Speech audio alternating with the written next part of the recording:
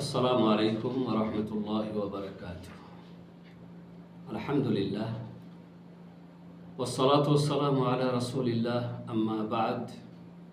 আউযু বিল্লাহি মিনাশ শাইতানির রাজীম। বিসমিল্লাহির রহমানির রহিম। সুপ্রিয় দর্শক, আজকে আমরা আবারও একটি নতুন বিষয় নিয়ে উপস্থিত হলাম। আমাদের বিষয়, যেটা মূল বিষয় চলতে আছে, সেটা হচ্ছে কি হারাম জিনিস, যেগুলিকে আমরা অনেক ছোট বা নগণ্য ভাবি, তুচ্ছ ভাবি, হারাম মনেই করি না। সেই হারাম বিষয়গুলি সম্পর্কে আমাদের আলোচনা চলতে আছে। সেই হারাম বিষয়গুলি সম্পর্কে আমাদের আলোচনা চলতে আছে। আল্লাহ তাআলা কী কী জিনিস আমাদের উপরে হারাম করেছে, এবং এ পর্যায়ে প্রায় 18টি পর্ব আমরা আলোচনা করে নিয়েছি। আজকে 19তম পর্ব। আজকের পর্বের প্রথম বিষয় হলো শরাব পান করা, যদিও এক ফোঁটা হয়, মানে শরাব পান হারাম যদিও এক ফোঁটা হয়। এ পর্যায়ে আমরা প্রথমত আল্লাহ রাব্বুল আলামিন কি বলেছেন, তারপরে শরাব সম্পর্কে মুহাম্মদুর রাসূলুল্লাহ সাল্লাল্লাহু আলাইহি সাল্লাম কি বলেছেন তা আমরা জানতে চেষ্টা করব। মহান আল্লাহ বলেন, ইন্নামাল খামরু ওয়াল মাইসিরু ওয়াল আনসাবু ওয়াল আজলাম রিজসুম মিন আমালিশ শাইতান ফাজতানিবুহু লাআল্লাকুম তুফলিহুন। সূরা মাইদার আয়াত।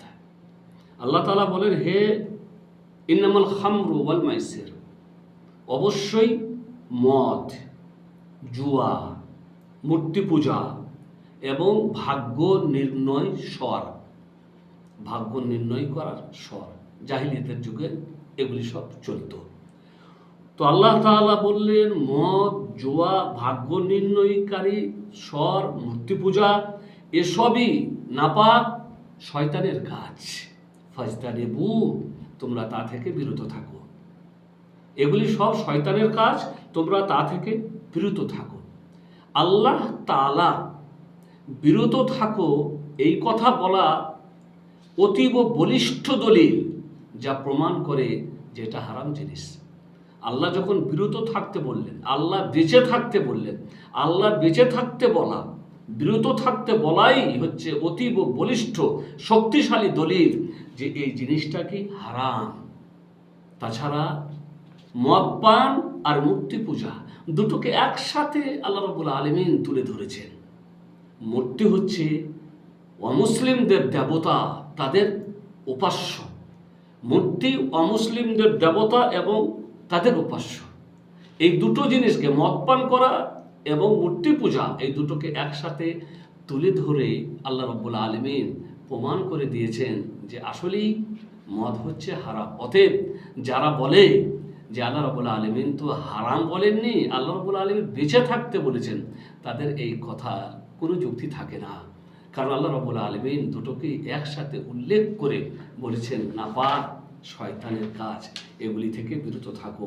অতএব বিরত থাকতে বলাই হচ্ছে অতীব বলিষ্ঠ দলিল যে এটা হারাম, আমাদের বেঁচে থাকা দরকার। সুন্নাতে, মানে রাসূল করিম সাল্লাল্লাহু আলাইহি সাল্লামের হাদিসে অতীব শক্ত ধমক, শক্ত করে ধমক দেওয়া হয়েছে, কঠোরভাবে নিষেধ করা হয়েছে মদ পান থেকে, এবং তার কঠোর শাস্তির কথা উল্লেখ করেছেন মুহাম্মদুর রাসূলুল্লাহ সাল্লাল্লাহু আলাইহি ওয়াসাল্লাম। হাদিস বর্ণিত হয়েছে মুসলিম শরীফে। রাসূল করিম সাল্লাল্লাহু আলাইহি ওয়াসাল্লাম বলেছেন, জাবের থেকে এই হাদিসটি মারফু সূত্রে বর্ণিত। তিনি বলেন, ইন্না আলাল্লাহি আযজা ওয়া জাল্লা আহাদাল লিমান শারিবাল মুসকির আইয়ুসকিয়াহু মিন তিনাতিল খাবাল। ক্বালু ইয়া রাসূলাল্লাহ ওয়া মা তিনাতুল খাবাল? ক্বালা ইরকু আহলিন নার আও উসারাতু আহলিন নার। রাওয়াহু মুসলিম।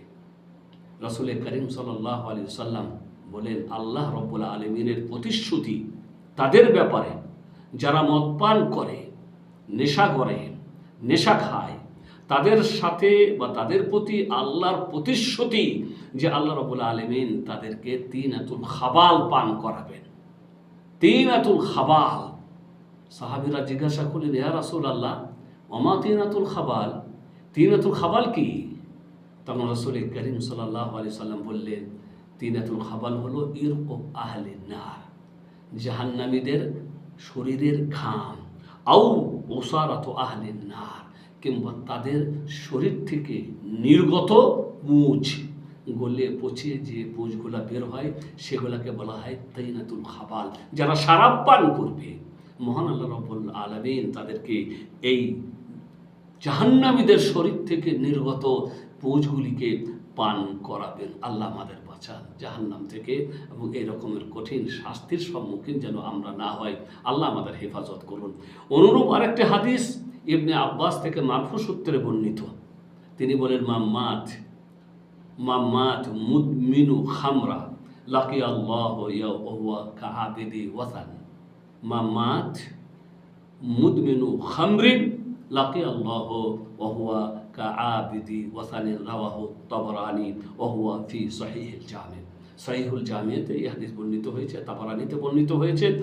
রাসূল করিম সাল্লাল্লাহু আলাইহি ওয়াসাল্লাম বলেছেন যে মদ পান করতে করতেই মারা যায়, মানে মদ পান থেকে সে তওবা করেনি, মদ পান করতে করতেই, মানে মদ পান করতো, তার আর নতুন কোনো জীবন আসেনি যে জীবনে সে মদ পান থেকে তওবা করেছে। মদ পান করে করেই দুনিয়া থেকে চলে গেল, সে আল্লাহর সাথে এমন অবস্থায় সাক্ষাৎ করবে যেন সে মূর্তি পূজারী, যেন সে মূর্তির পূজারী, সে কোনো মুসলিম না। তো মোট কথা হচ্ছে, যখন মদ পান করতে করতে কেউ মারা যাবে, মদ পান থেকে তওবা না করেই মারা যাবে, সে যেন মূর্তি পূজারী হিসাবে আল্লাহ রাব্বুল আলামিনের সামনে সেদিন দাঁড়াবে। বর্তমানে বহু প্রকারের মদ আমাদের সমাজে বা আমাদের দেশে পাওয়া যায়, বহু প্রকারের মদ, এবং তার ভিন্ন ভিন্ন নামগুলিকে পরিবর্তন করে দিয়েছে। মদকে আর মদ বলে না, বিদেশি নাম, আরবি নাম, বিভিন্ন রকমের নামে তাই সেই মদগুলিকে কি করেছে, আখ্যায়িত করেছে। বিয়ার, অ্যালকোহল, আরাক বলা হয় তারিকে আর কি, ফুদকা বলছে, ফুদকা মানে হচ্ছে রাশিয়ান মদ আর কি, রাশিয়ান মদ, শ্যাম্পেন ইত্যাদি বহু নাম, এই সমস্ত নামে তাদেরকে আখ্যায়িত করে এবং শরাব বলে না। আবার অনেকে বলে যে এগুলি হচ্ছে আধ্যাত্মিক খোরাক, মানে মনকে চাঙ্গা করে, মনের মধ্য থেকে দুঃখ কষ্ট দূর করে দেয়, তাই এগুলি হচ্ছে আধ্যাত্মিক খাবার বা খোরাক। রাসূল করিম সাল্লাল্লাহু আলাইহি সাল্লাম তিনি বলে গেছেন, আজ থেকে ১,৫০০ বছর আগে একটা যুগ এমন আসবে যে যুগে মানুষ মদ পান করবে কিন্তু মদ বলবে না, তাকে অন্য নামে আখ্যায়িত করবে। রাসূল করিম সাল্লাল্লাহু আলাইহি ওয়াসাল্লাম বলেছেন, লা ইয়াশরাবান্না নাসু মিন উম্মতি আল খামরা ইয়াসুমুনাহা বিগাইরি ইসমিহা, রাওয়াহুল ইমাম আহমদ। তিনি বলেন, এক যুগ এমন আসবে যখন মানুষ শরাব পান করবে কিন্তু শরাবকে শরাব বলবে না, বরং তাকে অন্য নামে আখ্যায়িত করবে। এই নাম, এই হাদিসটি ইমাম আহমদ তার মুসনাদে উল্লেখ করেছেন এবং এটি সহিহুল জামিয়াতেও উল্লেখ হয়েছে। তারা পান করার পরে যেমন বললাম যে এটাকে মদ বলে না, এটাকে বলে আধ্যাত্মিক খোরাক, কারণ মদ পান করার মাধ্যমে শরীরে ফুর্তি আসে, মনের মধ্য থেকে দুঃখ কষ্ট দূর হয়ে যায়, অতএব এগুলি আধ্যাত্মিক খাবার বা আধ্যাত্মিক খোরাক বলে মানুষদেরকে ধোঁকা দেয়। কিন্তু এগুলি তারা মানুষদেরকে আসলে ধোঁকা দেয় না, আসলে ওরা নিজেরাই নিজেকেই ধোঁকা দেয়। ইউখাদিউনা আল্লাহ ওয়াল্লাযীনা আমানু ওয়া মা ইয়াখদাউনা ইল্লা আনফুসাহুম ওয়া মা ইয়াশউরুন।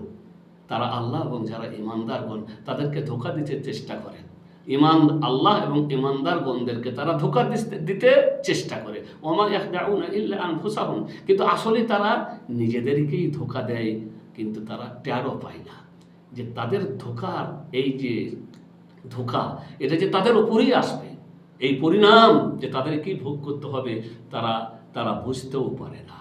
শরীয়তে একটি মহান নীতি আমাদেরকে দেওয়া হয়েছে, শরীয়তে একটি মহান এমন নীতি দেওয়া হয়েছে যে নীতির আলোকে অকাট্যভাবে প্রমাণ হয়ে যায়, মানে এর পরে আর আমাদের কাছে কোনো যুক্তি থাকে না যে এটা মদ নয়, এটা শরাব না।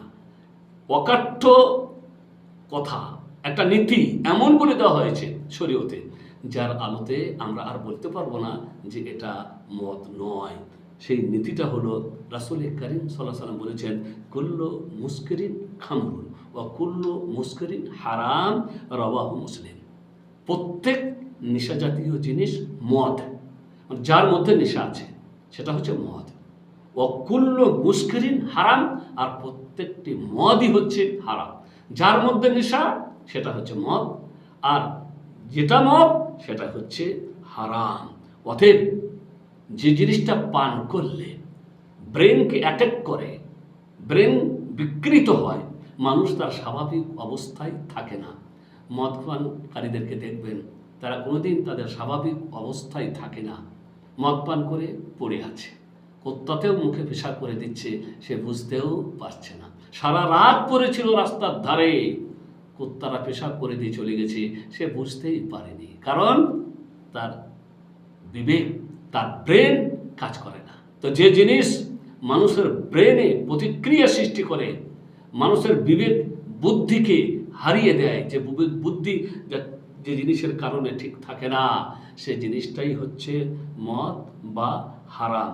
তাতে সে বেশি হোক বা কম। অনেক সময় আছে মদ অনেকে খায় কিন্তু বুঝতে পারা যায় না, তারা মদ খায় কিন্তু অল্প পরিমাণে খায়। এই অল্প পরিমাণে খাওয়ার কারণে তারা নেশাগ্রস্ত হয় না, তাই তারা মনে করে অল্প পরিমাণ খায়, অতএব এতে কোনো সমস্যা নাই। কিন্তু নেশা যার মধ্যে আছে তা বেশি খেলেও হারাম এবং অল্প খেলেও হারাম।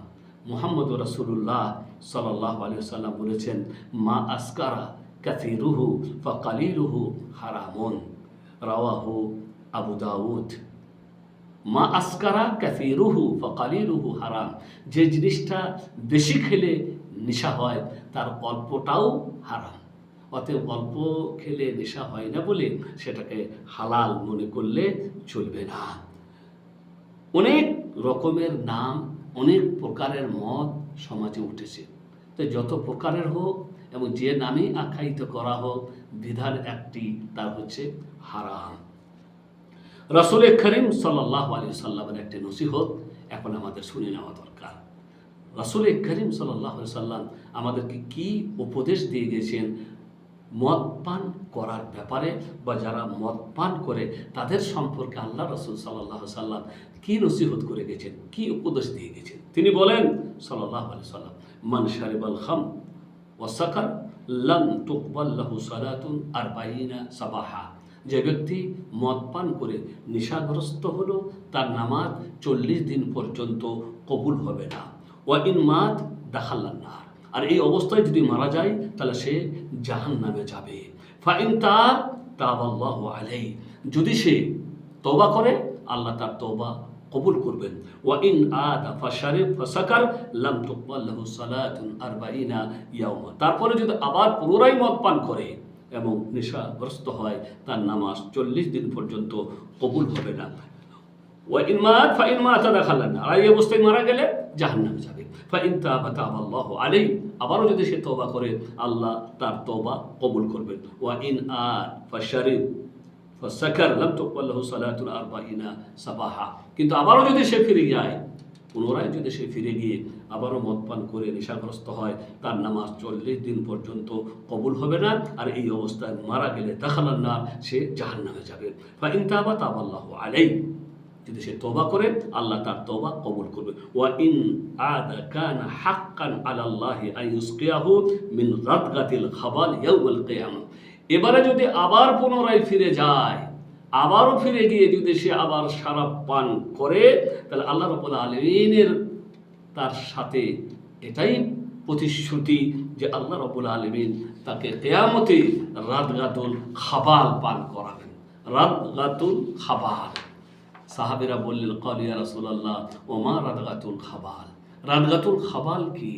কাল উসারাতু আহলিন নার, জাহান্নামীদের শরীর থেকে পচে গলে আসা পুঁজ, একে বলা হয়েছে রাদগাতুল খাবাল। যেমন অন্য হাদিসেও আমরা শুনলাম উসারাতু আহলিন নার, এখানে বলা হয় রাদগাতু আহলিন নার, তাদের শরীর থেকে গলে পচে যে নির্গত হয় যে পুঁজ, সেই পুঁজ এদেরকে পান করানো হবে। যারা শরাব পান করতে করতে দুনিয়া থেকে চলে যায় এবং শরাব পান করা থেকে তারা তওবা করে না। এ হাদিস বর্ণিত হয়েছে মুসলিম শরীফ ইবনে মাজাতে এবং এই হাদিসটি সহিহুল জামেতে উল্লেখ হয়েছে। আমাদের আশা করি আমরা বুঝতে পারছি শরাব পান এক মহাপাপ, যা থেকে আমাদের বিরত থাকতে আল্লাহ বলেছেন এবং রাসূল করিম সাল্লাল্লাহু আলাইহি সাল্লাম বিভিন্ন হাদিসে শরাব পানের কঠিন পরিণতির কথা আমাদেরকে জানিয়ে দিয়েছেন। আল্লাহ যেন আমাদের হেফাজত করেন। এবারে দ্বিতীয় আর একটা বিষয় হচ্ছে যে সোনা আর রূপার প্লেটে পানাহার করা।